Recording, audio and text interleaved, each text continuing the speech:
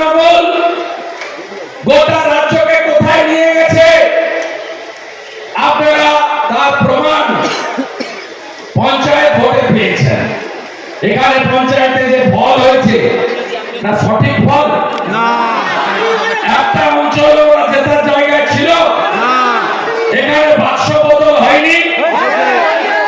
সানু বক্সি মহোদয় কোথায় আপনি? পাবলিক সার্ভিস কমিশনে বেশ কয়েকটা চিটিংবাজ ভিডিও নাম্বার টেম্পারিং করে পাস করেছিল।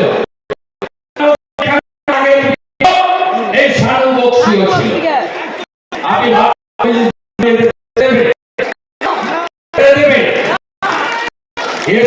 स्कैम तो बाकी है, आपको पीएससी म्युनिसिपल फायर ब्रिगेड बाकी है।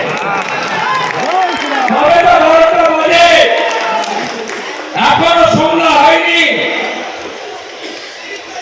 আপনারা অপেক্ষা করে থাকুন।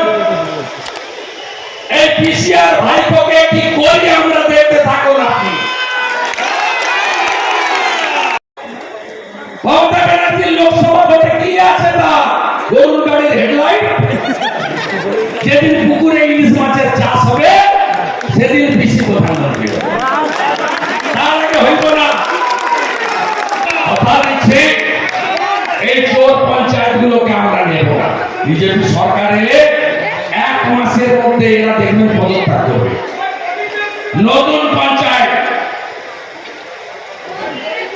অত বড় হিরো নয় ভাই, অপেক্ষা রেল 10,000 লিটার তেল তোলা, 2,000 লিটার তেল ভরা, 8,000 লিটার তেল ঝাড়া। পুরা বিড়ি খেত, গ্যাটিস লাগানো সাইকেল ছিল, ফাটা প্যান্ট পরত সেলাই করে, এখন কোটি কোটি কোটি কোটি কোটি কোটি টাকা। ওর অবস্থাও ওর আর ওই কাঁথিতে যেটা দাঁড়িয়েছে, এই দুটো অবস্থা জ্যোতিপ্রিয় মল্লিকের থেকে খারাপ হবে। চিরদিন কাহার সবাই আজকে যে রাজা ছিলা কালকে সে ঠিক কাচার।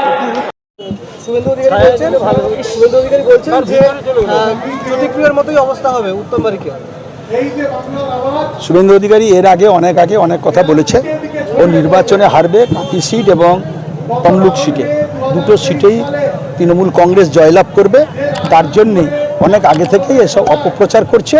এই অপপ্রচারে ভোটারদের বিভ্রান্তি করার চেষ্টা করছে। এবারে সেটা কার্যকরী হবে না, আমাদের তৃণমূল কংগ্রেসই জিতবে।